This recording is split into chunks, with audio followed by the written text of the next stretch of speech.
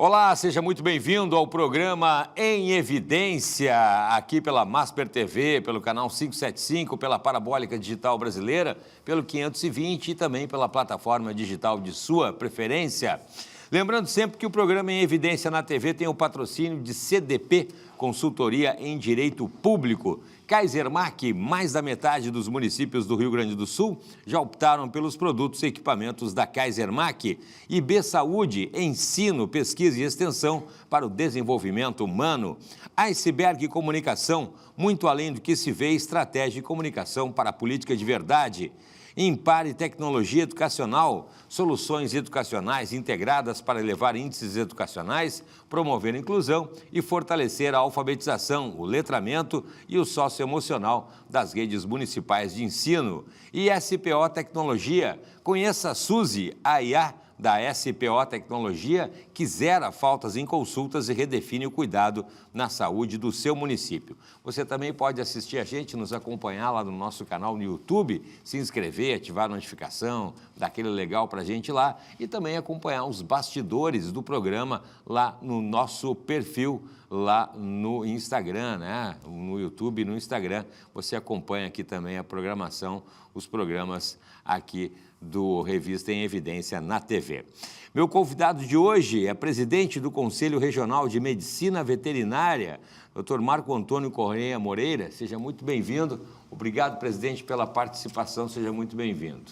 Bom dia. Nós que agradecemos a oportunidade de estarmos aqui falando um pouco, das nossas atividades à frente do Conselho e também um pouco da medicina veterinária e da zootecnia no estado do Rio Grande do Sul. Presidente, o Conselho, assim, o Conselho Regional de Medicina Veterinária, assim como outros conselhos, são muito lembrados na hora da fiscalização. Mas eu gostaria que o senhor conversasse aí com a nossa audiência, falando sobre a missão, sobre as outras atribuições do Conselho em geral. Bom, os conselhos, e o Conselho de Medicina Veterinária e Zootecnia não é diferente. É uma autarquia pública federal, que deu, outorgada pelo Ministério do Trabalho, ao qual deu às profissões a característica que nós temos, principalmente do nosso Conselho de Medicina Veterinária e Zootecnia do Rio Grande do Sul. Ela deixou um pouco de ser apenas fiscalizatória e a nossa gestão também implementou a questão orientativa aos profissionais. Então, nós estamos levando, além da fiscalização, a orientação a todas as regiões do nosso estado. Realizamos eventos e atividades para que nós possamos, sim, ter médicos veterinários e zootecnistas que possam trabalhar da forma que nós prevemos, que é a eficiência tanto da profissão da medicina veterinária como da zootecnia, porque o grande objetivo dos conselhos, e isso eu me lembro quando eu assumi o cargo de presidente, que era definir qual era a minha obrigação nesse momento. E a principal obrigação dos conselhos profissionais não é defender o profissional, é defender a sociedade. Porque quando nós realizamos a nossa atividade, nós fiscalizamos, nós vamos ter profissionais aptos a estarem trabalhando dentro da ética da nossa profissão. Então, o grande desafio é esse, é ter profissionais que estejam trabalhando na excelência, mas também estejam trabalhando dentro da ética. Porque com isso, nós vamos oferecer para a sociedade um serviço de qualidade. Perfeito. O senhor está presidindo o Conselho já pelo segundo período, é isso? Exatamente. Então, pela muita honra, nós estamos à frente do nosso Conselho e nós somos o primeiro presidente eleito estando no interior do estado. Pois é, todos os outros presidentes eram da região aqui de Porto Alegre e nós quebramos esse ciclo em 55 anos de história do nosso Conselho. Sou o primeiro presidente oriundo da cidade de Passo Fundo. Opa! Sou morador da cidade de Passo Fundo, Mas nós também temos toda a nossa diretoria que representa as regiões do estado. Então é muito importante isso, porque as 16 pessoas que compõem a nossa diretoria, elas representam cada região do estado do Rio Grande do Sul.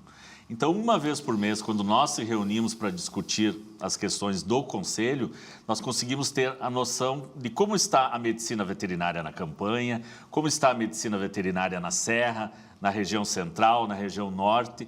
Então, essa reunião é muito importante porque nós conseguimos realmente saber qual é a projeção que nós temos e os grandes desafios da profissão aqui no Rio Grande do Sul.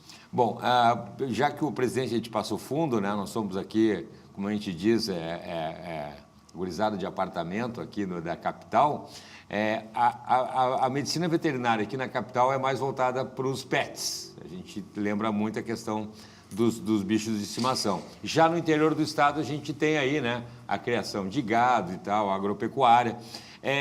Falando nesse sentido, onde é que entra o conselho, por exemplo, uma dúvida que eu tenho, onde é que entra o conselho, por exemplo, quando a gente tem aí a febre aftosa, livre de febre aftosa, essas questões, né, que passam quando a gente vem aqui, a gente recebe aqui os animais, por exemplo, na Expo Inter e tal.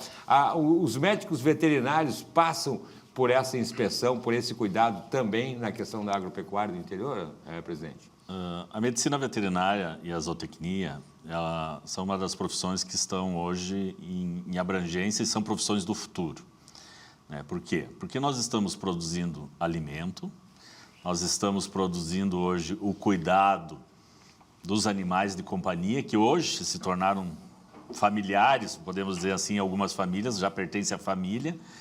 Mas nós temos uma grande característica, e eu estou relevando isso à frente do Conselho, que é mostrar para a sociedade quem são os médicos veterinários e onde eles estão. Falaste muito bem na questão, o que tem a ver o médico veterinário com a segurança nacional? É verdade. Nós estamos trabalhando nas fronteiras, nós estamos trabalhando nos aeroportos, nos portos, para impedir que doenças oriundas de outros países entrem no nosso país. Imagina. Então, eu sempre digo que a medicina veterinária, principalmente esses cargos na questão pública, eles deveriam ser não só na questão técnica, mas uma questão de segurança nacional. Porque é eles que garantem a qualidade à nossa produção, né? E também a questão de abrir novos mercados. O Brasil hoje é o grande exportador de matéria-prima e principalmente de proteína animal, porque tem a certificação do médico veterinário a campo, do médico veterinário na indústria e no médico veterinário também que trabalha no produto final, que é nos mercados consumidores. Tem e a isso gente eu sempre brinco com essa frase, que a medicina veterinária e a zootecnia começam no nosso café da manhã. É verdade. E daí muitos perguntam, mas como? Por quê? Eu digo, mas gosta de tomar um café? Sim. Gosta de tomar o seu leite? Sim. Por trás da cadeia do leite tem um médico veterinário que dá condições para que esse produto seja... Pãozinho com presunto e queijo. O salame, o queijo, mexido. o ovo. Tudo isso passa por uma cadeia onde essas duas profissões são de extrema importância para que o consumidor final possa ter produtos de qualidade. E nós, como bom gaúcho, eu digo, né, no final de semana a gente faz o nosso churrasco. Né, estive agora participando do Paleta Atlântica, a grande festa do churrasco, acho, nacional, que nós temos aqui na beira da praia. Eu tive também, sensacional. E eu falei isso lá também, eu digo, olha, toda essa carne, toda essa produção, né, ela começa na fazenda, no campo, vai para a indústria, para que nós possamos estar consumindo aqui produtos de qualidade, passa pela mão desses profissionais que trabalham diariamente e muitos da população desconhece, né? Pois é. Porque ainda nós temos vinculado o médico veterinário à questão de animais. E quando nós falamos que nós estamos diretamente ligados à alimentação humana, às vezes dá uma surpresa. Mas como? Nós temos médicos veterinários hoje trabalhando nas grandes redes de supermercados. Porque são eles que dão o aval daquele produto que foi do campo para a indústria e que está no produto final no mercado, seja vendido com qualidade. Questão de temperatura, questão de validade, a questão de como manter esse produto estocado.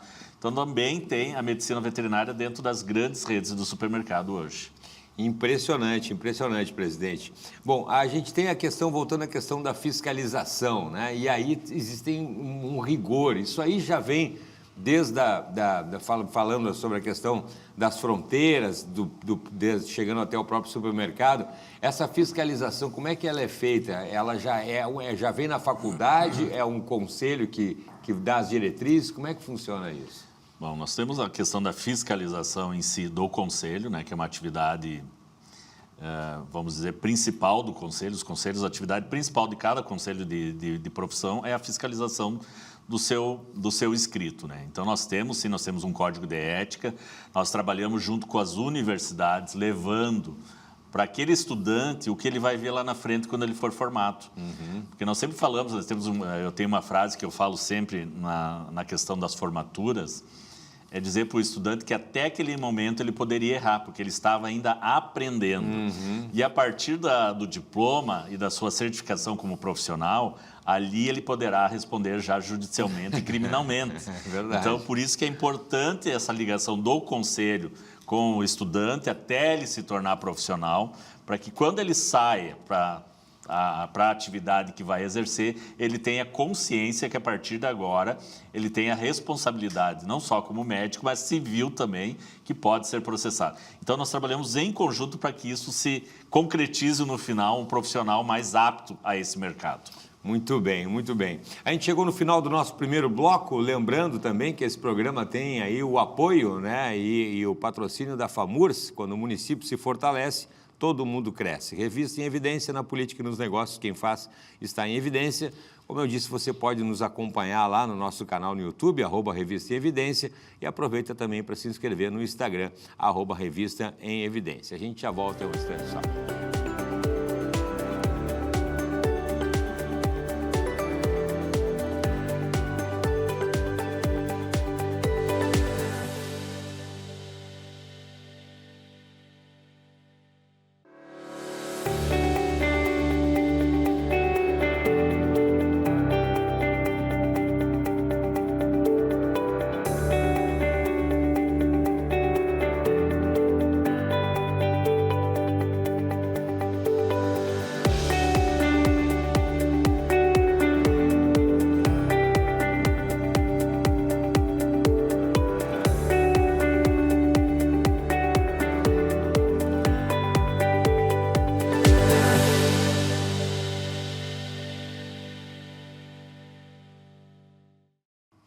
Estamos de volta com o programa Em Evidência na TV, aqui pela Masper TV, sempre agradecendo a sua companhia e o seu carinho aqui com a gente. Lembrando que o programa Em Evidência na TV tem o patrocínio de CDP Consultoria em Direito Público, Kaisermac. Mais da metade dos municípios do Rio Grande do Sul já optaram pelos produtos e equipamentos da Kaisermac.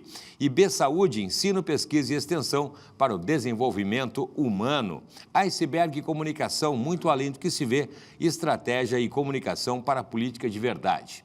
Impare Tecnologia Educacional, soluções educacionais integradas para elevar índices educacionais, promover a inclusão e fortalecer a alfabetização, o letramento e o socioemocional das redes municipais de ensino.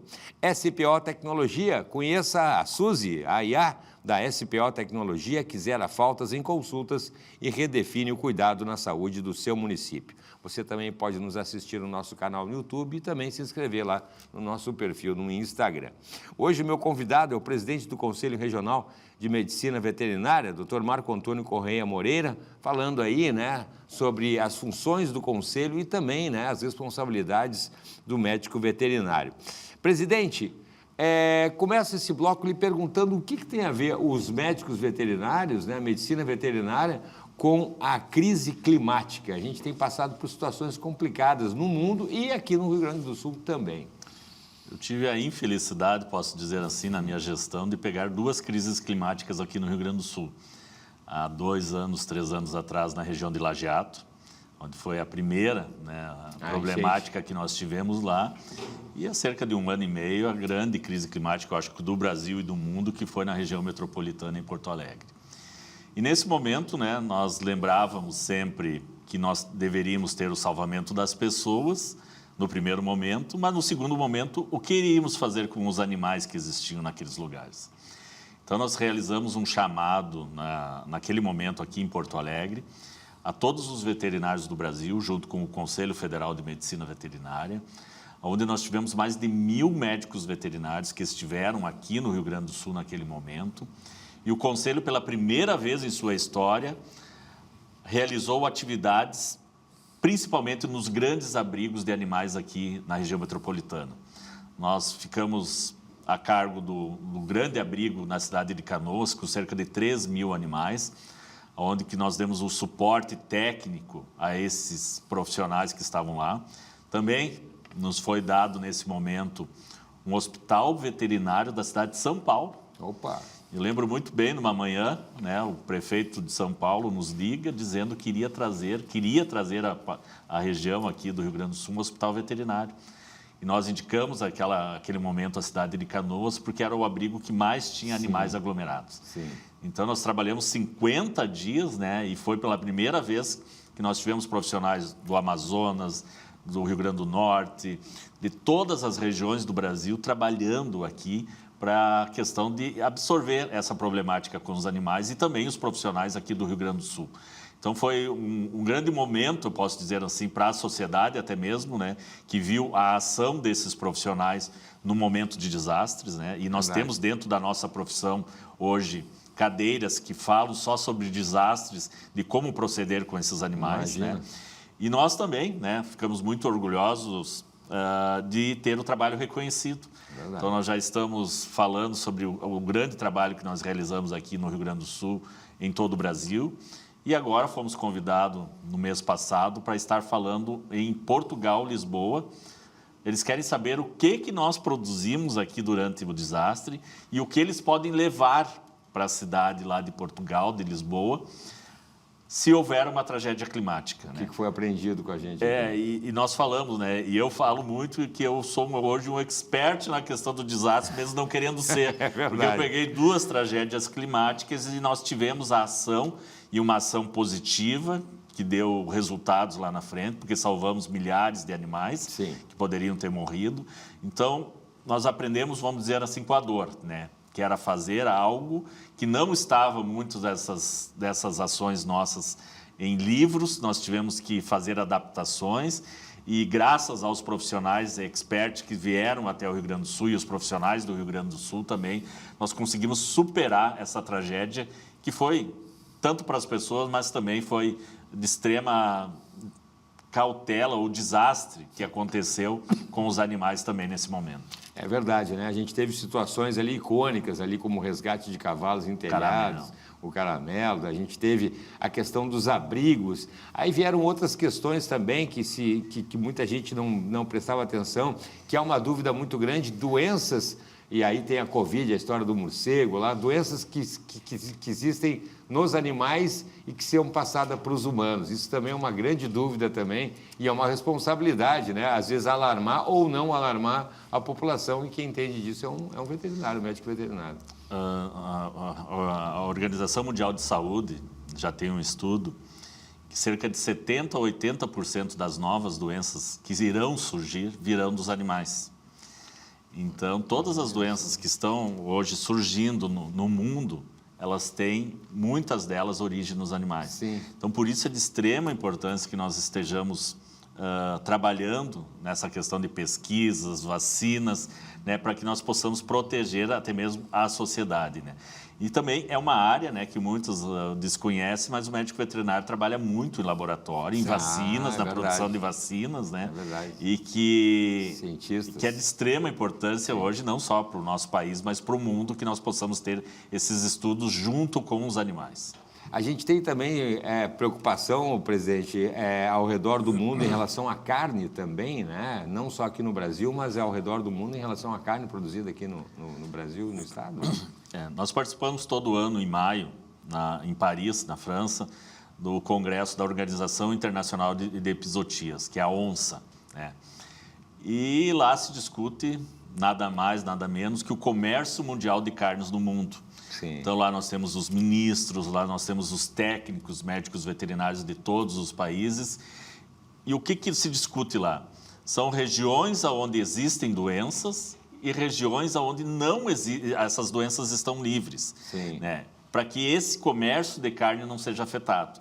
Então, é de extrema importância esse tabuleiro, vamos dizer assim, mundial, que nós observamos lá, porque eles conseguem interagir.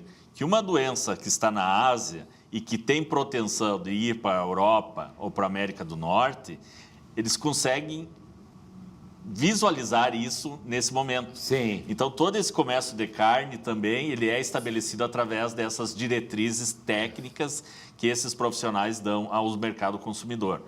Mas o Rio Grande do Sul e o Brasil hoje é o maior mercado do mundo em relação à proteína animal. Imagina. Então, quando nós falamos em proteína animal, nós falamos também na qualidade da nossa produção. Sim. Né? Porque nós, muitas vezes, desmerecemos o que nós fizemos verdade, de melhor. É verdade. E nós somos, hoje, excelência para o mundo na questão da produção de proteína animal.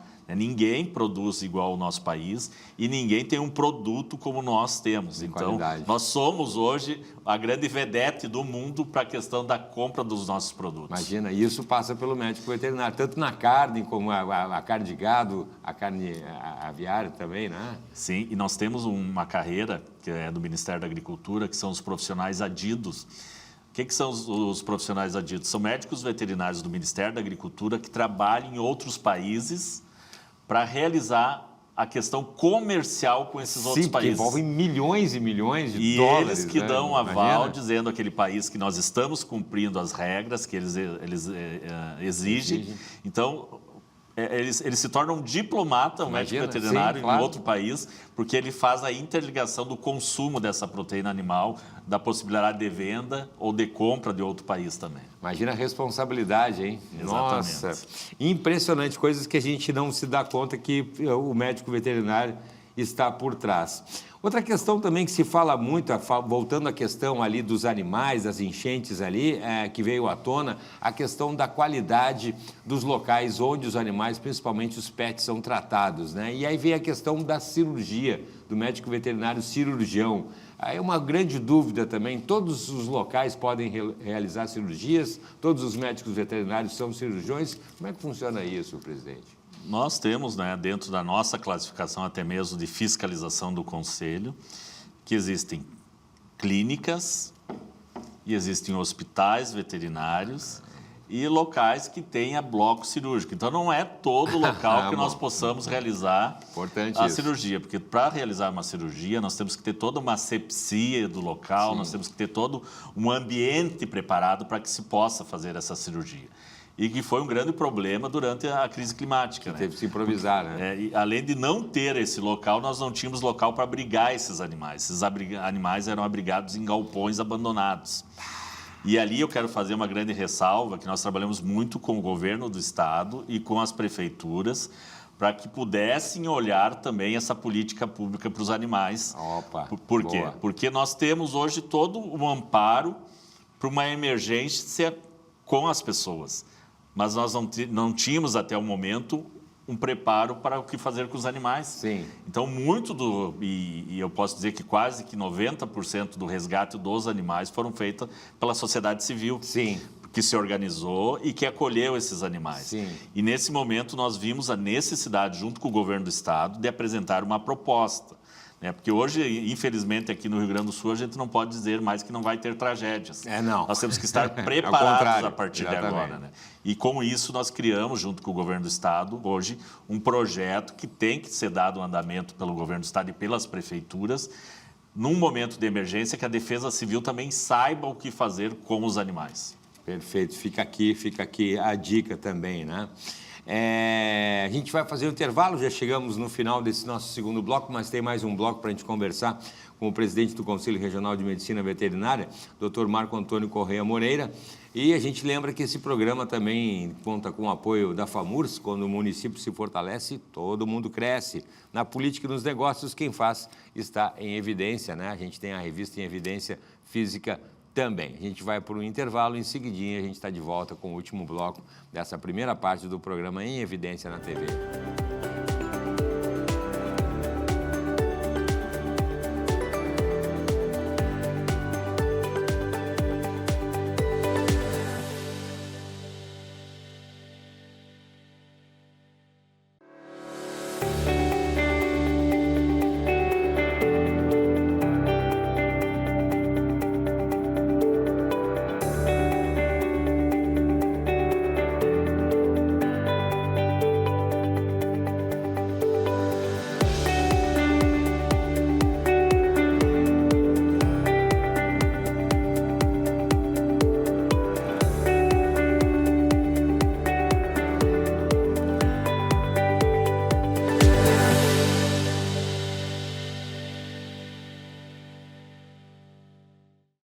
Estamos de volta com o programa Em Evidência na TV de hoje. Lembrando que o programa Em Evidência na TV tem o apoio e o patrocínio de CDP Consultoria em Direito Público. Kaisermac, mais da metade dos municípios do Rio Grande do Sul já optaram pelos produtos e equipamentos da Kaisermac. IB Saúde, ensino, pesquisa e extensão para o desenvolvimento humano.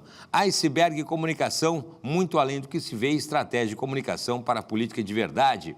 Impare Tecnologia Educacional, soluções educacionais integradas para elevar índices educacionais, promover a inclusão e fortalecer a alfabetização, o letramento e o socioemocional das redes municipais de ensino. SPO Tecnologia, conheça a Suzy, a IA da SPO Tecnologia, que zera faltas em consultas e redefine o cuidado na saúde do seu município. Você pode também assistir o programa Em Evidência na TV do nosso canal no YouTube e também os bastidores se inscrevendo lá no nosso perfil no Instagram. Hoje estou recebendo o presidente do Conselho Regional de Medicina Veterinária, Mauro Antônio Correia Moreira, falando aí sobre questões bem interessantes, desde crises climáticas até responsabilidade internacional do médico veterinário. Aliás, presidente, vou começar esse último bloco falando sobre a questão das festividades do nosso Rio Grande do Sul aqui, que passam muito pela comida também, né? E aí a gente vê também aí mais uma responsabilidade do médico veterinário nesses grandes eventos, né, presidente? Exatamente, né? Nós falamos nas grandes festas aqui do Rio Grande do Sul, né? E nós que viemos do interior, nós temos muito forte a questão dos rodeios. Isso. Então lá nós estamos evidenciando os animais, né? Tanto o cavalo, o boi, o churrasco. É verdade. Né? E nós viemos para outras regiões, nós estamos comemorando a festa do porco, nós estamos agora essa semana a feira do ovino que aconteceu. Sim. E também na região do litoral nós temos também a questão do peixe, né? A festa do peixe. Ah, é verdade. Então, a festa do peixe, eu festa digo da que Dainha. as grandes festas do Rio Grande do Sul têm envolvimento com a produção e com a comida, né? E que bom, né, que nós possamos, né, celebrar isso. A gente que viaja muitas vezes a outros países, a gente vê a falta que faz da abundância que nós temos aqui, principalmente no Rio Grande do Sul, nessa questão de proteína animal, né? Então faz realmente diferença, a gente passa muitas vezes vontade, quando a gente está fora, quando a gente volta ao Rio Grande do Sul, a gente vê, e que bom, né, que nós temos profissões que cuidam desse produto que nós consumimos. É verdade, inclusive a gente sentiu falta nisso durante a pandemia lá, né, que é a questão dos grandes eventos. E também, só para pegar um gancho aí da pandemia, por que o médico veterinário, naquele momento, e os zootecnistas deveriam ser tidos como profissionais que não deveriam parar?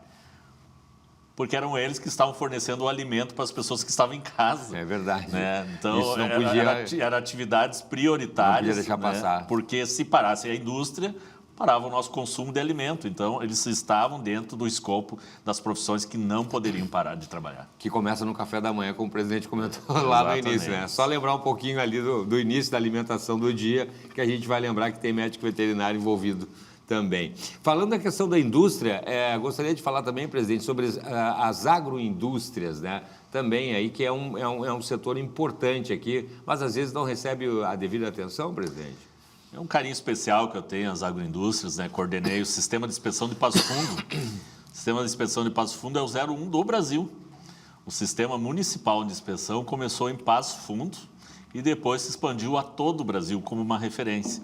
E eu tive a felicidade de coordenar por 8 anos o setor de inspeção lá. E eu convivi muito com essa questão das agroindústrias, né? Então, a produção de queijo, nosso salame, da questão das laticínios também, que são muito fortes aqui no Rio Grande do Sul. E o que a gente viu trabalhando com esses empresários e profissionais? É uma deficiência de políticas públicas para o desenvolvimento dessa cadeia. Nós temos que manter as pessoas no campo, mas nós temos que manter as pessoas trabalhando e com possibilidade de crescimento. Porque a pessoa só vai ficar no campo, o filho, a filha, se tiver uma projeção de futuro, de perspectiva de crescimento. E eu vejo que essas agroindústrias, pelo potencial que nós temos aqui no Rio Grande do Sul, e quando a gente viaja para a região da Serra, principalmente, a gente vê produtos de extrema qualidade que vem todo o Brasil e o mundo comprar nessas regiões. E que bom que nós pudéssemos gerar esses produtos em outras regiões que nós temos hoje um potencial enorme.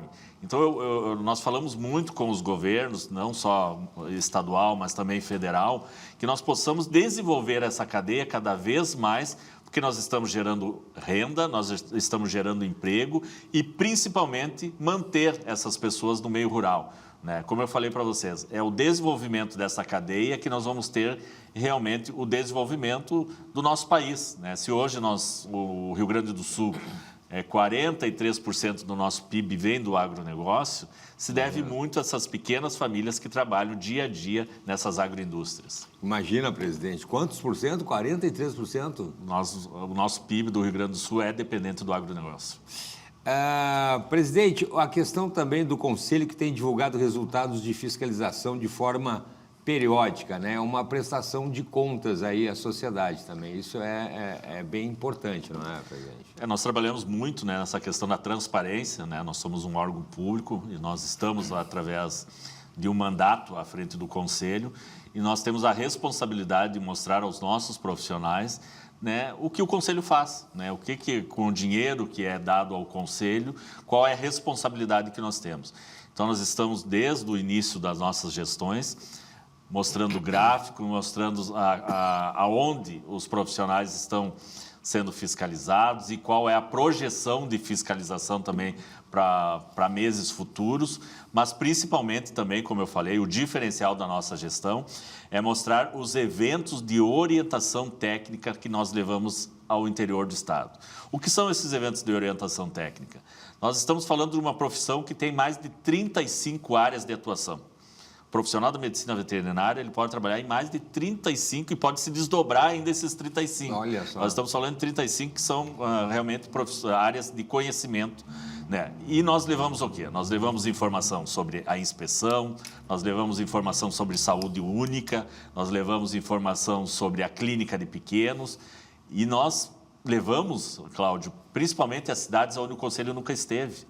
Então, nós procuramos as pequenas cidades onde tem profissionais para que o Conselho esteja presente, para que aquele profissional se sinta representado e dizer, não, o Conselho esteve aqui, esteve trazendo orientação para que ele se sinta parte desse Conselho.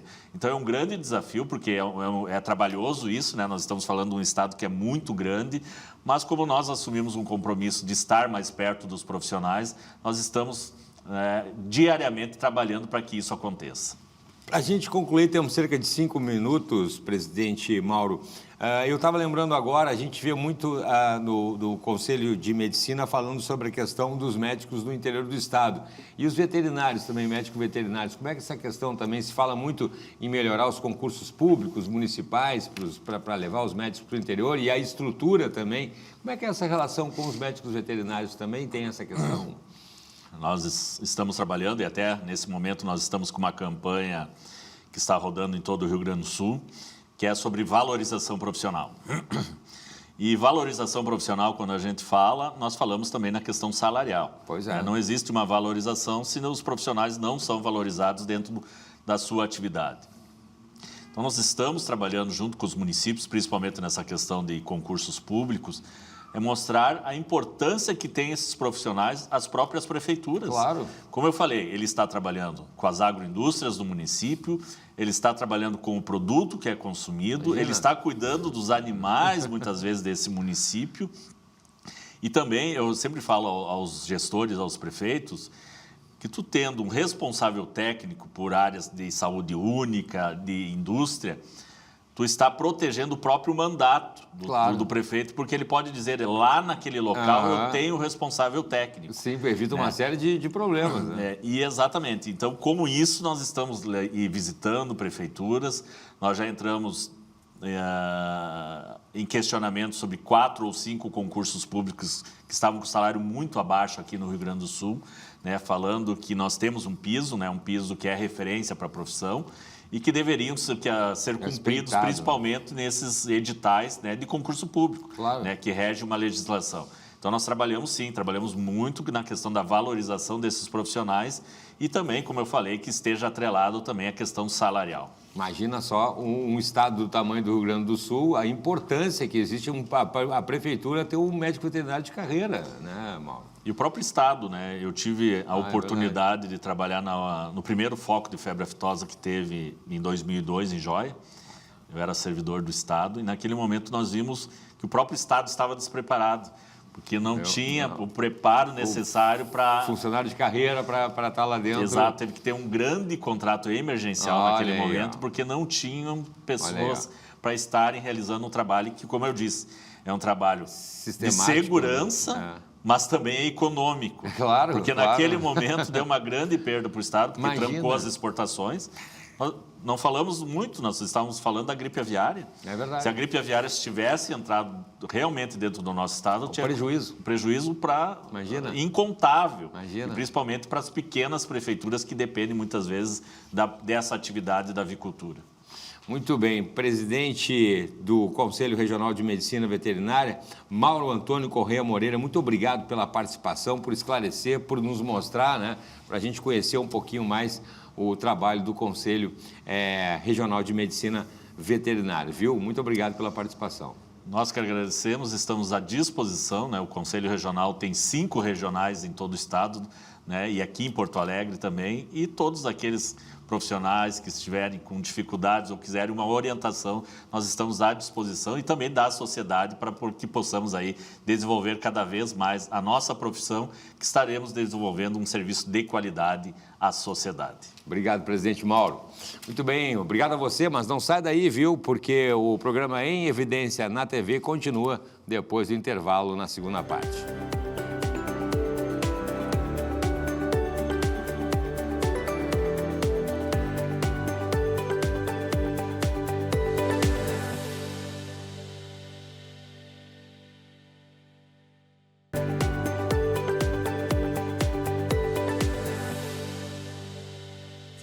Coisa que sempre me chama a atenção nos bastidores da política são os bons profissionais que querem trabalhar em campanha, que querem entrar aqui nos gabinetes, vamos atuar no mandato, mas está faltando uma coisinha: entender o contexto político, aonde vão começar esse trabalho. E aí que mora um perigo bem silencioso. Porque na política, erros que no setor privado seriam só detalhes, viram problemas e problemas dos grandes, às vezes até irreversíveis. No mercado, por exemplo, você erra um tom na comunicação e ajusta no próximo post. Aqui na política, um tom errado pode virar crise, manchete e desgaste público. No privado, tu pensa em eficiência. Agora, aqui na política, tu precisa pensar em percepção, em narrativa, em time, em base eleitoral, em oposição, em imprensa, nos aliados, nos adversários e tudo ao mesmo tempo. Que loucura! Isso é outro jogo. Isso aqui não é uma crítica para quem vem de fora, muito pelo contrário. Profissionais do setor privado são muito bem-vindos e eu particularmente adoro, porque eles são extremamente necessários aqui no nosso campo. Trazem gestão, método, organização e visão estratégica. O problema não é essa origem do privado para o público, é não entender como funciona a lógica da política.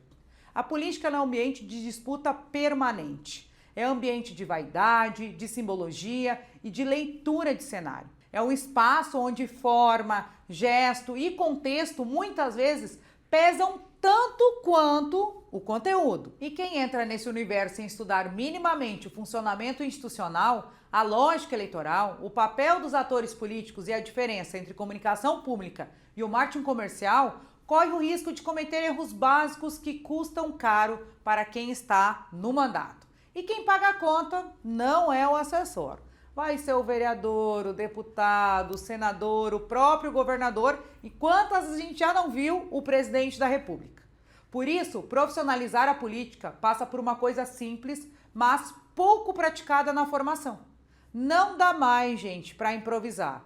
A política precisa, sim, de gente técnica, porque aqui na política a gente vai construir carreira, reputação, liderança e muito capital político. E exige estudo, exige leitura de cenário, exige humildade para aprender num ambiente que tem regras próprias, porque na política o amadorismo não aparece como um erro pequeno. Ele aparece como uma crise e essa crise na política quase sempre tem um custo eleitoral. Ou vai se perder o mandato ou vai se perder a eleição. Estamos de volta, então, com o programa Em Evidência na TV, sempre agradecendo a sua companhia, o seu carinho aqui no Evidência na TV, pelo 575, pela Parabólica Digital Brasileira, com sinal aberto via satélite para todo o país, pelo 520 também, aqui pela Claro TV, aqui para a capital, para a região metropolitana e também para mais de 11 milhões de gaúchos e aí, né, para todo o planeta, através da plataforma digital de sua preferência. Lembrando que o programa Em Evidência na TV tem o patrocínio e o apoio de CDP Consultoria em Direito Público, Kaisermac, mais da metade dos municípios do Rio Grande do Sul já optaram pelos produtos e equipamentos da Kaisermac. IB Saúde, ensino, pesquisa e extensão para o desenvolvimento humano. Iceberg Comunicação, muito além do que se vê, estratégia e comunicação para a política de verdade. Sinterg, Sindicato dos Servidores de Nível Superior do Rio Grande do Sul. E SPO Tecnologia, conheça a Suzy, a IA da SPO Tecnologia, que zera faltas em consultas e redefine o cuidado na saúde do seu município, né? Seja muito bem-vindo, você que se conectou agora com a gente aqui, lembrando sempre que você pode nos seguir ali, né, no nosso perfil no Instagram também, né, lá para acompanhar os bastidores do programa. Tem também lá o nosso canal no YouTube para você ficar por dentro, ativar a notificação, né, e nos acompanhar lá. Com todos os programas que a gente faz aqui, ficam lá no YouTube, no programa Em Evidência na TV, aqui pela Masper TV. Bom, o meu convidado desta segunda parte do programa é o homem responsável pela mobilidade urbana na segunda maior cidade do Rio Grande do Sul, né?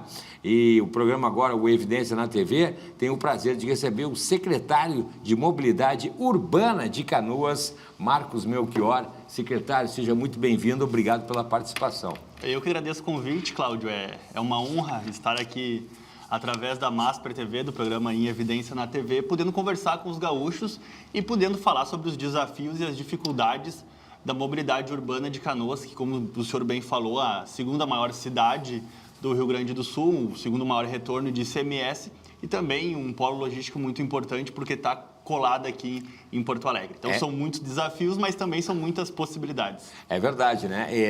Fica, para o pessoal que está nos acompanhando, principalmente para esse Brasil afora, Canoas é a segunda maior cidade do estado e fica colada aqui em Porto Alegre. Muita gente mora em Porto Alegre, trabalha em Canoas, muita gente mora em Canoas, trabalha em Porto Alegre, estuda, né? E vice-versa. E aí, então, né, o secretário tem um desafio aí enorme. Dentro desses desafios, secretário, tem a questão do túnel, né, que já atingiu aí quase a metade da sua execução, para ser mais exato, 38,78% da sua execução. E o cronograma, ele segue dentro do prazo inicial ou a gente está com atrasos aí? O cronograma segue no prazo inicial, mas a gente, para falar sobre esse túnel da Domingos Martins, a gente precisa fazer uma contextualização. Canoas é uma cidade logisticamente muito importante, mas ela tem alguns desafios, que ela é cortada por duas paredes, digamos assim, que é a 116 e também a linha do trem. Isso acaba fazendo com que Canoas tenha muitas dificuldades para conectar um lado ao outro da cidade, lado leste ao lado oeste. E esses desafios são de tempos. Essa obra do túnel da Domingos Martins, ela é aguardada pelos canoenses faz 40 anos. É um sonho bastante antigo. E o prefeito Ayrton Souza, quando assumiu a gestão, uma das primeiras coisas que ele fez foi ir a Brasília, conversar com o DENIT para tentar viabilizar. E tivemos a felicidade, a partir desse diálogo, dessa construção, também do talento de articulação do prefeito Ayrton Souza, que consegue conversar com diferentes partidos, diferentes vertentes. A gente conseguiu viabilizar essa obra. Ela está hoje em 38%, é um investimento bastante esperado pela comunidade, vai conectar o lado leste para o lado oeste. A gente vai conseguir fazer essa transposição de um lado para o outro na cidade. E um dos lados da cidade acabou crescendo muito, que é o lado ali onde tem um parque shopping, onde tem novas indústrias, novos condomínios, moradias. Canoas é uma cidade que está crescendo muito populacionalmente. Para o senhor ter uma noção, o maior empreendimento Minha Casa Minha Vida hoje no Brasil é em Canoas, vão ter 1.500 novas casas. Então, Canoas tem esse boom populacional e a mobilidade urbana precisa acompanhar. Hoje nós temos apenas 2 formas de transpor um lado para o outro da BR e agora com o túnel nós vamos ter essa terceira passagem que a gente acredita que vai ter um impacto muito importante na mobilidade de Canoas. Com certeza. Essas 2 passagens, secretário, por viadutos, né, já construídos, e isso passa, e agora o túnel por baixo da BR-116 exato. E pelo trilho do Transurb também, da Transurb também. Canoas tem essa particularidade porque em alguns locais a BR correu junto do trilho do trem. Tá. E Canoas isso não aconteceu, foi um pouco antes de imporem essa regra, digamos assim. Então Canoas tem o desafio de atravessar o túnel do trem, aí uma parte da cidade que fica entre o túnel e a BR, e também atravessar a BR. A gente tem o centro, que fica basicamente isolado entre a BR e o trem. Então, são 2 desafios, né? Muitas cidades acabam tendo esse desafio, que é passar simplesmente pela BR junto com a linha do trem. Canoas não, Canoas tem um desafio a mais. E vou dizer que é um sonho do prefeito Ayrton Souza que a gente consiga também elevar o trem, porque no trecho todo de Canoas, ele segue a linha normal. Sim. E diferentemente no Novo Hamburgo, São Leopoldo, que ele já foi pensado elevado. Elevado, é verdade. Em Canoas a gente tem esse sonho que o prefeito batalha muito e tem uma convicção que a gente vai conseguir evoluir nisso. Óbvio, é um investimento importante do governo federal, mas que a gente possa elevar o trem, que aí, de fato, a gente vai conseguir conectar a cidade. E, secretário, você falou que o prefeito foi falar com o DENIT. Qual é o investimento, né, esse custo dessa obra, e tem a ver com o governo federal também? Isso, o custo total da obra está girando em torno de 30 milhões de reais, o DENIT está investindo 22, 23, 24, e o município investe 6 milhões, que é nas contrapartidas, que são os acessos, algumas obras que ficou a cargo do município fazer. Mas a realização principal dele é do DENIT, o DENIT tem sido um órgão bastante parceiro do município. Hoje lá em Canoas nós temos 4 obras do DENIT acontecendo. A gente tem o alargamento do viaduto da Boqueirão para transformar ela em 3 faixas. Nós temos o alargamento do viaduto da Metrovel para também transformar em 3 faixas, que é o projeto do DENIT, a extensão toda da 116 metropolitana ser 3 faixas. E temos também uma parceria que foi muito importante que a gente conquistou, que é a Guilherme Michel. Como a Guilherme Michel hoje em Canoas serve como um desafogo para a BR-116, o DENIT está realizando toda a repavimentação da Guilherme Michel. Porque, olha, eu ando ali pela 116 desde a época que eu trabalhei na Ubra, lá na Pop Rock, em 95. Pô, na época... Tempo bom da Ubra, né? Pô, tempo bom da Ubra, tempo bom. Era Felusp na época, não era nem Pop Rock ainda, era Fundação Luterana do Estado de São Paulo. Depois os caras, pô, tem que mudar esse nome aí, que os caras quando abrem a sigla, parece São Paulo no meio e nós aqui em Canoas, né? Mas, enfim, aí andava por aquela BR. Agora a gente está vendo ali realmente a triplicação ali pela parte do acostamento também, né? Isso. Tem que colocar sinalização ali agora, eu acho que só está faltando. Isso. O asfalto está... A Getúlio Vargas, que são essas vias que eram laterais, que eram acessórias da BR. Acabou que, a partir de um projeto do DENIT para ampliar essas faixas, elas acabaram se integrando. Mas, obviamente, ainda por questão de segurança, porque acaba tendo um trânsito local ali, ainda tem algumas sinalizações que precisam ser realizadas para que forneça segurança para os canoenses. Porque quando a gente pensa em mobilidade, a gente tem que pensar na BR-116, na importância que ela tem para toda a região metropolitana, mas também temos que pensar nos benefícios e nos problemas que causam no trânsito interno de Canoas. Porque pensa um ônibus acessando a via lateral da BR-116, onde tem um trânsito de alta velocidade, é um desafio. Então, essas equações a gente precisa todas levar em conta.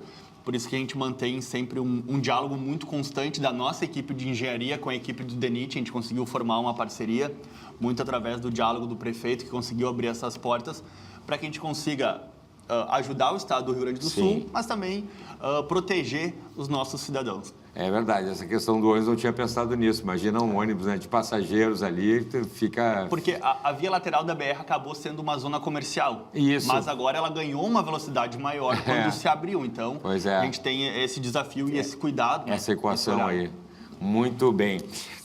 Secretário, a gente já está chegando aqui no finalzinho desse primeiro bloco, aqui, quando o papo é bom, né? E falar de Canoas, então, melhor ainda, né? Repito, a segunda maior cidade do estado. Então, o secretário falou, realmente é um boom populacional lá, né? O shopping aquele é sensacional, né? Trouxe um desenvolvimento muito grande para aquela região. Aquela parte ali, né? Olha, sensacional mesmo, né? A gente vai ficar no final desse primeiro bloco. Agora, lembrando sempre, né, que o programa Em Evidência na TV tem o apoio da FAMURS. Quando o município se fortalece, todo mundo cresce. Revista Em Evidência na política e nos negócios. Quem faz está em evidência. Você também pode assistir a gente lá no nosso canal no YouTube. Se inscreve lá, ativa a notificação e para ver os bastidores do programa lá no nosso perfil no Instagram, tá bom? A gente já volta, então, em seguidinha para continuar conversando com o secretário de Mobilidade Urbana de Canoas. É um instante só.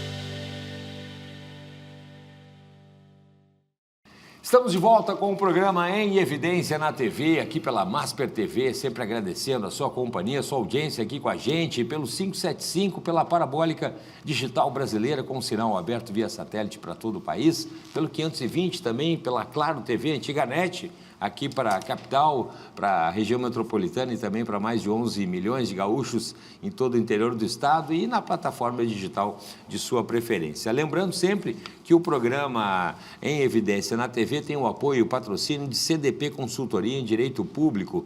Kaisermac, mais da metade dos municípios do Rio Grande do Sul já optaram pelos produtos e equipamentos da Kaisermac. A IB Saúde, ensino, pesquisa e extensão para o desenvolvimento humano. Iceberg Comunicação, muito além do que se vê, estratégia de comunicação para a política de verdade. Sinterg, Sindicato dos Servidores de Nível Superior do Rio Grande do Sul, e SPO Tecnologia. Conheça a Suzy, a IA da SPO Tecnologia, que zera faltas em consultas e redefine o cuidado na saúde do seu município. Você também pode assistir o programa lá do nosso canal no YouTube, né? Se inscreve lá, ativa a notificação, dá aquele legal pra gente, e também lá no nosso perfil no Instagram com os bastidores do programa. Hoje a gente está conversando com o secretário de Mobilidade Urbana de Canoas, Marcos Melchior, falando aí de obras importantes que estão acontecendo na cidade e também, por consequência, os transtornos. Secretário, a gente estava falando do túnel ali, da ampliação da BR-116 que corta a cidade e como é que está sendo para lidar, principalmente pela obra do túnel, com os transtornos do trânsito, com, né, os canoenses aí nessa situação? A gente tem uma diretriz, Cláudio, do prefeito Ayrton Souza de fazer um diálogo constante com a comunidade para que a gente diminua todos os impactos. A gente tem mudanças no trânsito do centro de Canoas hoje que a gente está implantando e está avançando, mas a gente sabe que toda e qualquer mudança é benéfica para um número de pessoas, mas prejudica um outro número de pessoas. A gente sempre tem a máxima lá na secretaria que todas as medidas, tudo que a gente pensa é para beneficiar o maior número de pessoas possível. Em contrapartida, sempre tem alguém que acaba tendo alguma dificuldade ou acaba sendo impactado por essa mudança. Mas a nossa diretriz é sempre o diálogo, chamar a sociedade civil, chamar os comerciantes, chamar todo mundo para dialogar e conseguir explicar o porquê dessas mudanças, para que a gente precisa educar, né? Sim, no trânsito, sim. A gente precisa de uma educação, é verdade. Entender o porquê, Paciência. O convívio social, por que é tão importante. Muito bem, muito bem. Bom, o que a gente tem aí identificados, o secretário mais ou menos já falou no primeiro bloco, os gargalos de trânsito identificados ali em Canoas, secretário. Como foi dito, o mais complexo hoje é conseguir fazer a transposição, tanto da linha do trem quanto da linha da 116. A gente tem apenas 2 passagens principais hoje ali pela 116 e estamos agora conquistando essa 3ª passagem. E o trem também é esse desafio. A gente tem os mergulhões, que a gente chama, mas isso acaba gerando dificuldades em algumas avenidas importantes, como a Vitor Barreto, lá em Canoas, que a gente teve que fazer uma mudança forte nas linhas de ônibus para conseguir desafogar ela. Então, a gente tem essas dificuldades, que é transpor tanto a linha do trem quanto a faixa da 116. Ainda tem sequelas, digamos assim, da época das enchentes lá em relação às obras, secretário? Da época das enchentes, a sequela maior que a gente tem hoje são as erosões que aparecem no asfalto. Porque toda a rede fluvial, ela foi, de certa forma, sedimentada e sobrecarregada. Então, em um lado da cidade, a gente teve a água parada sobre a cidade por volta de 40 dias ou até mais. E do outro lado da cidade acabou recebendo toda aquela frota de veículos. Então, os dois lados da cidade tiveram. É um problema que a gente enfrentou, que foi a questão dos buracos. A gente iniciou uma operação Tapa Buracos. No início do ano, a gente tinha... o prefeito mesmo admite isso, que era quase intransitável na cidade, mas a partir do serviço da Secretaria de Obras, a partir da união também de todas as secretarias que fizeram essa força-tarefa, a gente conseguiu dar uma amenizada a esse problema. Mas ainda assim, constantemente aparecem erosões que acabam dificultando e atrapalhando a vida das pessoas. Da consequência ainda das enchentes. Para o pessoal entender, Canoas foi muito atingida. Canoas teve 60% da cidade atingida. 60% da cidade. Em número de habitantes, foi a cidade mais atingida do RS, né? Então, a gente teve 60%, o maior número de habitantes atingidos no RS. Um dos bairros mais populosos da América Latina, que é a Matias Velho, acabou ficando toda ela embaixo da água. Imagina. Então, isso é um desafio muito importante. Nosso HPS, que era um hospital que tinha uma parte nova, inclusive. Uma parte nova, que é um hospital muito importante para toda a região metropolitana, para todo o estado, na verdade. Ele acabou tendo as consequências da enchente e são os desafios para reconstruir, né? Pois é, isso aí para o pessoal entender, né? A gente gosta de falar daqui para frente e tal, falar de coisa boa, mas foi forte. Uma questão importante também que o pessoal fala no Brasil todo e até na própria América Latina, falando do bairro Matias Velho, que é um dos maiores da América Latina, o transporte público, na questão do passe livre, né, com essa questão do conforto e a própria acessibilidade. Como é que é essa situação? Claro, a gente tem que pensar que o transporte público em si enfrenta uma crise não só no Brasil, mas uma crise mundial. A gente teve o advento dos aplicativos que impactaram na demanda e a gente também, na pandemia, acabou mudando um pouco o padrão de consumo e de comportamento, o trabalho híbrido, home office. E tudo isso trouxe uma sobrecarga. Então, não tem hoje uma cidade que não se preocupe ou não tenha que debater a questão do transporte público. A gente sabe que a única maneira de conseguir que essa política pública permaneça no futuro vai ser uma questão de subsídio dos municípios oferecendo para conseguir manter. Porque a gente não pode também privar as pessoas do direito de ir e vir. A gente pode dizer que eu poderia pegar aplicativo, Uber, mas não é toda a sociedade que tem aquela capacidade financeira. E aí a gente tem a diferença de transporte público e transporte coletivo, né? Aqui em Porto Alegre, o transporte todo ele é coletivo de ônibus, mas público a gente tinha a Carris, né? Isso. Lá. E em Canoas, foi evoluindo a partir dos tempos, iniciou com subsídio de 50% e hoje a gente está 100%. O transporte público de Canoas, hoje, ele é 100% subsidiado. Então, ele é de graça para todo mundo. É transporte público mesmo. É transporte público mesmo. Somos uma das três únicas cidades no estado do Rio Grande do Sul a ter essa política. Somos a segunda maior cidade do país com essa política. Perdemos só para uma cidade de São Paulo, do interior de São Paulo. E a gente entende que é muito importante quando a gente está na rua e escuta o depoimento das pessoas, teve um que me marcou muito, uma pessoa que estava indo no restaurante popular da Matias Velho, que foi o segundo restaurante popular que a gente abriu, que oferece refeições de graça. A pessoa parou o prefeito e disse: prefeito, por favor, só não acaba com o transporte público gratuito. Porque eu consegui vir hoje aqui me alimentar, fazer minha refeição, eu moro em outro bairro, só porque tem o transporte público gratuito. E a gente entende que o perfil das pessoas que estão utilizando hoje o transporte público é um perfil de pessoas com menos poder aquisitivo. E a gente sabe que uma tarifa, se fosse hoje R$5, R$6, todos os dias da semana, no cálculo do mês, ia impactar muito o bolso. Quer dizer que o sujeito não paga para andar de ônibus? Não paga, zero. Hoje em Canoas, a gente tem mais de 100 linhas diárias, todas elas de graça. A pessoa pode ir para o trabalho. As empresas não têm aquele custo para investir também no Vale Transporte. No Vale Transporte, Então, também esse é um atrativo econômico para a cidade de Canoas. A gente consegue movimentar o comércio, a gente faz com que as pessoas do fundo do bairro consigam acessar as áreas de lazer um pouco mais privilegiadas da cidade. Então, a gente entende que é uma política pública fundamental, importante. Mas as empresas são particulares. As empresas são privadas? A empresa que opera hoje... Opera é privada. E aí sim, a prefeitura... privada e subsidiada pela prefeitura. Só para o pessoal entender, né? Isso. E esse custo todo, secretário?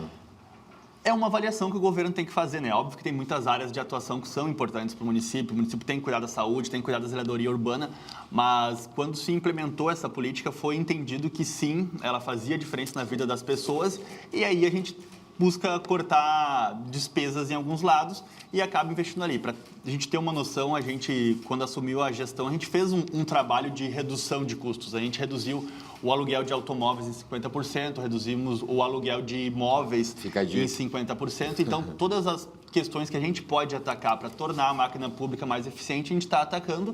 E com isso a gente consegue investir naquelas políticas públicas que a gente entenda que sim são fundamentais para a sociedade. Impressionante, né? Porque, na verdade, se pensar assim num cálculo rápido, né, secretário, a mobilidade através do transporte coletivo público subsidiado, ele fomenta a cidade. O sujeito pode ir num outro local, pode ir no restaurante que seja, pode fazer uma compra, pode ir no médico, pode ir na escola, pode ir na educação, pode acessar um serviço público que ele tem aqui na prefeitura. A gente tem até uma diminuição das faltas em consultas, né? Porque às vezes a pessoa conseguiu uma consulta, mas não vai por não ter aquele valor. Para a gente ter um cálculo de comparação, a gente já teve períodos que a gente fazia 280 mil usuários. Na verdade, são giradas da catraca, 280 mil. Nossa. Hoje a gente já chegou a 1 milhão e 800. A gente teve que ampliar linhas, teve que ampliar o número de ônibus disponíveis.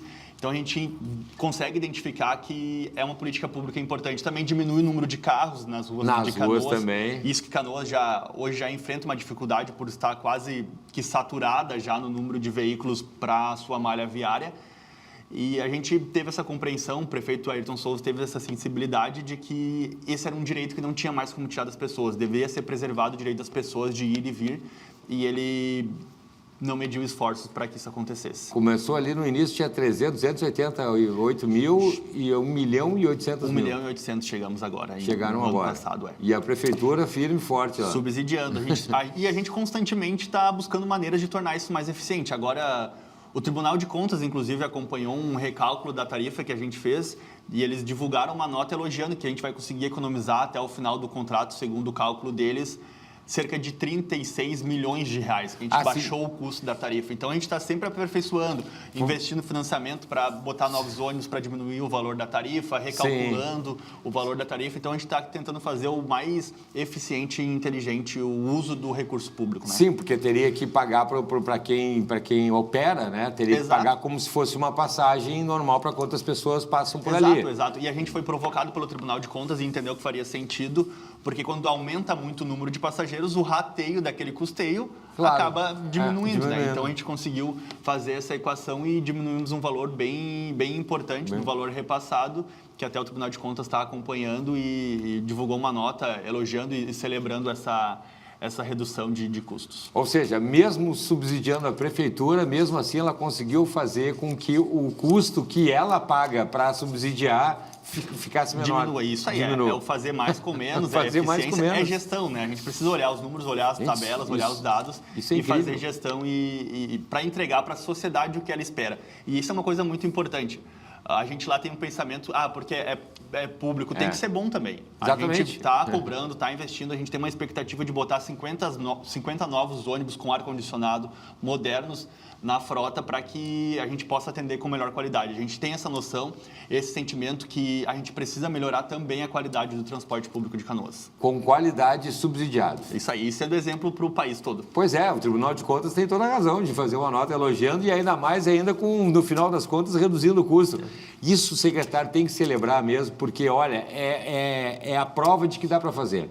Exato. Porque às vezes a gente vê muito, né, o operador público aí numa choradeira, não sei o que e tal, e a gente vai falar sobre isso outras vezes, a gente fala aqui, somos municipalistas, como que, infelizmente, né, a responsabilidade dos municípios tem aumentado e por exemplo, né, o governo estadual e federal, né, não diz de onde vai sair o dinheiro, só diz que é responsabilidade do município, que, aliás, já investe acima da educação, é 15%, da saúde é 20%, tudo é acima do que é obrigatório para investir. Então, quando a gente acontece uma situação dessa, a gente tem que celebrar mesmo, tem que mostrar aqui para o pessoal que está, até para que sirva de exemplo, aí fica a dica aí para outros administradores do Executivo Municipal do país. Secretário, a gente já está terminando o segundo bloco, impressionante como passa o tempo que a gente está falando de coisa boa. Não saia daí, porque em seguidinho a gente tem o último bloco para concluir o nosso bate-papo aqui com o secretário de Mobilidade Urbana de Canoas, Marcos Melchior. A gente já volta ao Estado Só.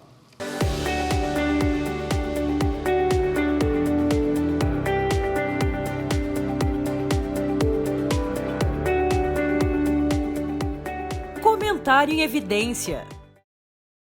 Oi, tudo bom? Hoje falaremos sobre database, mas antes quero me apresentar. Sou o Leoncir André, diretor-presidente do Sintergs, Sindicato de Servidores do Poder Executivo do Estado do Rio Grande do Sul, servidores de nível superior. São aqueles que planejam, executam, fiscalizam e até inovam políticas públicas. Estamos em todas as áreas do Estado, somos profissionais de diversas profissões, como contadores, enfermeiros, médicos, advogados, engenheiros, enfim, uma série de profissões que fazem e ajudam a construir o Estado do Rio Grande do Sul. Sobre a database, na verdade, é a revisão geral anual, que desde 1988 ela está prevista na Constituição Federal. Porém, são passados aí quase 38 anos e nem o nosso ente federado, que é o Estado do Rio Grande do Sul, ainda não elaborou essa legislação. Essa legislação, ela prevê o quê? Uma data e um índice para a recomposição das perdas dos servidores públicos. Com ela, nós poderíamos ter um Estado mais organizado, respeitado, dando previsibilidade orçamentária, dando previsibilidade e tranquilidade para o servidor e não acumulando dívidas que quem acaba pagando são os próprios cidadãos. Então, essa legislação, que é a database, ela é muito importante e deveria de já estar vigendo ou existindo. Nem existindo, ela existe, óbvio, uma redundância. Porém, esperamos que os próximos governos tenham coragem de fazer isso, né? Cada governo que entra, ele empurra esse problema para o próximo governo. Isso daria o quê? Respeitabilidade, previsibilidade. Todos os governos deveriam se organizar para essa legislação, dando sim a recomposição das perdas salariais para os nossos servidores. Infelizmente, isso não tem acontecido. Esperamos que agora, nessas eleições de 2026, os próximos governos eleitos tenham coragem de fazer a database. Caso contrário, também o parlamento é responsável por isso. O parlamento tem o seu dever, tem a sua obrigação e poderia ele legislar sobre isso, fazendo uma emenda à Constituição. O Sintergs, ele luta por essa database há muito tempo. O que significa isso? É uma data e um índice, sem muitas firulas, sem muitas regras. É simples, uma data e índice de recomposição das perdas inflacionárias. Isso seria bom para todos, para o Estado, e nosso Estado seria um Estado exemplar, certo? Muito obrigado e até a próxima.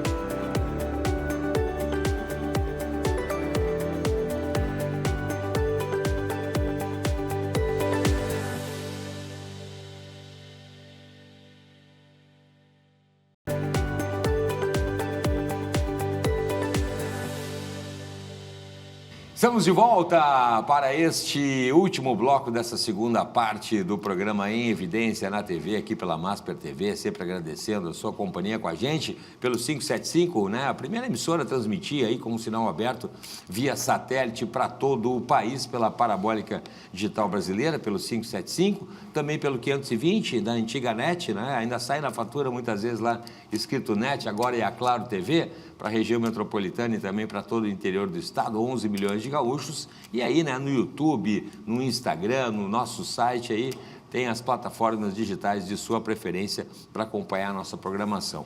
Lembrando que o programa Em Evidência na TV tem o patrocínio de CDP Consultoria em Direito Público, Kaisermac, mais da metade dos municípios do Rio Grande do Sul já optaram pelos produtos e equipamentos da Kaisermac, IB Saúde, ensino, pesquisa e extensão para o desenvolvimento humano, Iceberg Comunicação, muito além do que se vê, estratégia de comunicação para a política de verdade, Sintergs, Sindicato dos Servidores empresas de nível superior do Rio Grande do Sul e SPO Tecnologia. Conheça a Suzy, a IA da SPO Tecnologia, a inteligência artificial da SPO Tecnologia, que zera faltas em consultas e redefine o cuidado na saúde do seu município. Nos acompanha no YouTube e também lá no nosso perfil no Instagram. Hoje, conversando nessa segunda parte do programa com o secretário de Mobilidade Urbana da nossa querida Canoas, segunda maior cidade do Rio Grande do Sul, Marcos Melchior, falando dos desafios aí da mobilidade, por ser Canoas tão grande, tão perto de Porto Alegre, né, e seus desafios aí para a mobilidade. Vou perguntar a questão das tecnologias, secretário, desse último bloco aí, começar perguntando sobre as tecnologias. Aqui em Porto Alegre a gente já tem usado os semáforos monitorados e tal, a questão do cercamento eletrônico. Como é que está a situação lá da tecnologia em Canoas? Cláudio, é uma pergunta muito boa para que a gente possa conversar e contextualizar essa questão. Aqui pese Canoas é a segunda maior cidade do estado, tem alguns pontos dela que ainda estão um tanto quanto atrasados. E o prefeito Ayrton Souza tem essa convicção e passa para os seus secretários que Canoas precisa ser uma cidade moderna, uma cidade inteligente, que entre no conceito de cidades inteligentes, para que as pessoas tenham orgulho de Canoas, para que as pessoas falem para os outros, para os seus parentes de outras cidades, que Canoas é uma cidade moderna. E na mobilidade urbana, como bem falou, os semáforos inteligentes, hoje Canoas, o parque semafórico de Canoas é muito atrasado. Hoje a gente não tem nem monitoramento de quando um semáforo estragou ou quando ele está operando. E isso é uma das diretrizes que o prefeito Ayrton Souza me passou quando eu assumi a gestão da secretaria para que a gente possa modernizar. A gente está olhando em outros municípios, a gente buscou o exemplo de Florianópolis e de São Paulo, que tem um monitoramento inteligente, que tu consegue fazer a onda verde, que a gente chama de vários semáforos, e consegue também integrar com outros serviços da prefeitura. Por exemplo, uma ambulância sai num chamado de urgência e tu precisa controlar o trânsito para que ela consiga ter uma fluidez, a gente vai conseguir fazer isso tudo a partir de uma sala de comando, ou até mesmo a guarda municipal está em perseguição a alguém, sim, a gente consegue utilizar o trânsito para reter. Então, são tecnologias que até o final dessa gestão a gente pretende implantar. Infelizmente, Canoas ainda, em alguns aspectos, vive um pouco atrasada, mas a gente tem esse direcionamento do prefeito Ayrton Souza para evoluir, para que Canoas entre no hall de cidades inteligentes e para que todo mundo tenha orgulho da cidade. Com certeza, secretário. E a questão também do monitoramento das multas, das câmaras de vigilância também tem essa questão dessa carência? Exato, nós temos essa carência hoje, mas junto desse sistema que a gente quer implementar dos semáforos, vai vir tudo junto, que a gente vai conseguir fazer uma integração muito grande com a rede de câmeras da Guarda Municipal, com as nossas câmeras, com todos os sensores da cidade, para que a gente possa organizar o trânsito e também punir aquelas pessoas que acabam cometendo infrações, né? Hoje a gente tem essa visão um pouco distorcida quanto a radares móveis, por exemplo, mas a gente entende que uma pessoa que acaba utilizando uma via numa velocidade excessiva, ela não coloca em risco só assim, mas coloca em risco, por exemplo, o Cláudio, que é uma pessoa correta, que respeita os limites de velocidade, vai acabar estando exposta a riscos de alguma pessoa que não tem uma responsabilidade civil tão grande assim, né? É verdade, com certeza. Inclusive, consegui ganhar um desconto lá para não ter nenhuma multa lá no mês de 25. Sabe que em Canoas a gente retomou o uso dos radares móveis, que esteve suspenso durante um tempo, e também foi uma diretriz do prefeito que entendeu. Naquele momento, a gente entrou no padrão ONU de violência, que é não ter mortes violentas na cidade. A gente estava no padrão ONU, mas no trânsito a gente tinha identificado ainda 4 mortes no mês de dezembro. E o prefeito olhou, Marcos, vamos acabar com isso, porque eu não aceito que as pessoas, a gente tenha entrado nesse padrão tão esperado, tão sonhado, mas que no trânsito esteja acontecendo isso.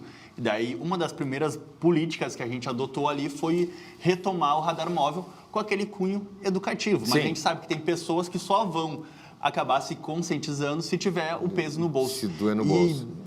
Para poder explicar um pouquinho mais do cunho educativo do radar móvel, por mais que a gente faça uma operação de 10, 15, 20 minutos apenas utilizando ele, mas o sentimento das pessoas, aquela preocupação de não acelerar, acaba gerando, então, benefícios que vão muito além daqueles 15 minutos. Então, é muito mais educativo, as blitz são feitas em períodos curtos, então, para que gere na população aquele sentimento, opa, não posso acelerar porque ali tem a possibilidade de ter um radar móvel. Muito mais pelo tamanho de Canoas e por essa questão aí que a gente já falou, que o secretário comentou sobre, né, BRs importantes ali, estradas importantes que ligam ali o resto do país. É verdade. Do país, né? O sujeito sai daqui da capital, para você que nos acompanha por esse Brasil, e a BR-116, ela segue para você para... E Canoas tem o privilégio de ter a BR-116, a 386, a 448, a 118 ali próximo. Então, Canoas, a gente... É muito movimento. É a cidade do presente, mas também é a cidade do futuro. Canoas está desenvolvendo e tem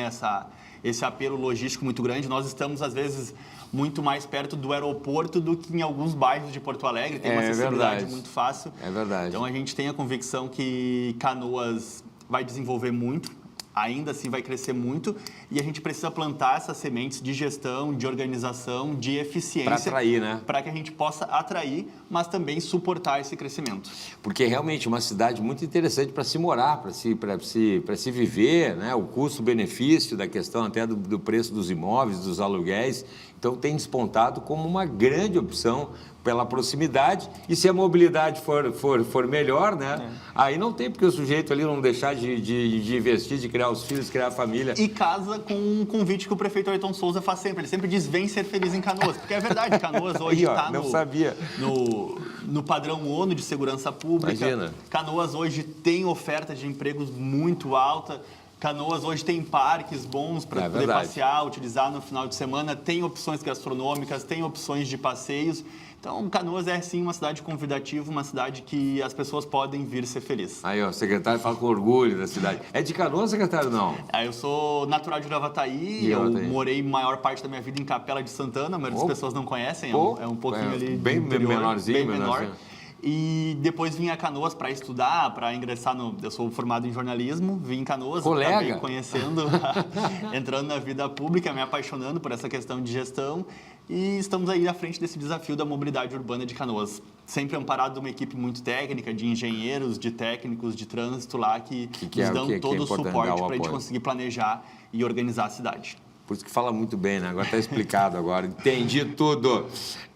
Secretário, nosso tempo está quase se esgotando mais uma vez, aí temos cerca de 4 minutos. Qual é a visão aí? O secretário já mais ou menos falou, né? Só ao longo prazo aí da Prefeitura para a mobilidade urbana de Canoas aí na próxima década, secretário. A gente sabe que os desafios são muito grandes, porque tem um dado do IBGE que diz que a frota de Canoas está em 230 mil veículos e que nos últimos 17 anos ela mais que dobrou. É um número muito alto e a gente sabe que as vias principais da cidade continuam com o mesmo tamanho, com a mesma vazão. Então, como que a gente vai fazer para superar esse desafio? Então, a gente usa a inteligência, a expertise dos engenheiros a todo tempo. A maior parte das nossas reuniões na secretaria são para isso. Vamos mudar uma linha de ônibus para cá, vamos mudar para lá. Vamos pensar aqui numa contrapartida do empreendimento, que é um cuidado que a gente tem muito grande lá. Um empreendimento imobiliário impacta muito na mobilidade urbana. Tem que ajudar no entorno. Aí a gente tem toda a nossa CCU, que é uma comissão que faz essa avaliação, para que esse empreendimento possa entrar com uma contrapartida para melhorar o trânsito daquela região que vai ser impactada. Então, a gente tem obras internas ali que são importantes, que a gente está com a expectativa de que sejam finalizadas, duplicação de um trecho da Avenida Farroupilha, duplicação da Avenida Açucena, novos acessos pela Monte Castelo, que a gente entende que vão melhorar um pouco o trânsito de Canoas, mas a gente sabe que o desafio é grande e por isso que é tão importante também a gente ter a política do passe livre, porque a gente acaba contendo desafogando esse número de veículos na cidade. Estacionamento no centro ali, secretário? Muito boa pergunta. A gente, desde 2021, o rotativo se encerrou. E isso acaba gerando um prejuízo muito grande para o comerciante, porque, vamos dar um exemplo, um restaurante pequeno ali que não tem seu estacionamento, a pessoa hoje não consegue parar ali para pegar um lanche, porque um carro estacionou 6 horas da manhã, digamos assim, para pegar o trem, e fica até o final da tarde.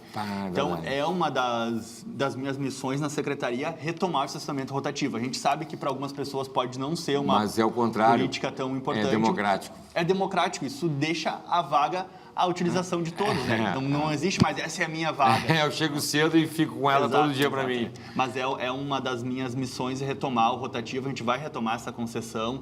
Estamos, inclusive, também trabalhando junto com o TCE, apresentando para eles a nossa proposta, o nosso modelo, que, inclusive, é um modelo muito benéfico para o município. A gente vai cobrar um valor de outorga, de concessão, que vai entrar para o caixa do município, a empresa vai operar e vai retornar para o município um valor que vai poder ser investido em melhorias. Então, é isso que a gente está sempre buscando, tirar um pouco esse encargo do município, dos cofres do município, fazer parceria com a iniciativa privada e conseguir entregar para o cidadão um melhor serviço. Sensacional, secretário de Mobilidade Urbana de Canoas, Marcos Melchior, sensacional, que conversa bacana aqui, eu tenho certeza que o pessoal de casa gostou também, para conhecer mais aí o município de Canoas, os desafios do secretário, mas falando de uma maneira muito clara aqui, né? O que está sendo feito lá para, de fato, melhorar a vida, não só do canoense, mas também, né, de toda a população do estado aí, os porto-alegrenses, né, que também passam por ali todos os dias. Secretário, muito obrigado por nos atender, viu? Um prazer. Por esse bate-papo aí. Um grande abraço para toda a equipe da prefeitura lá, para o prefeito e para toda a equipe, que eu sei que tem uma equipe todo grande mundo trabalhando. bastante lá, bem dedicado para fazer Canoas feliz. Maravilha. Parabéns à nossa querida Canoas, tá bom?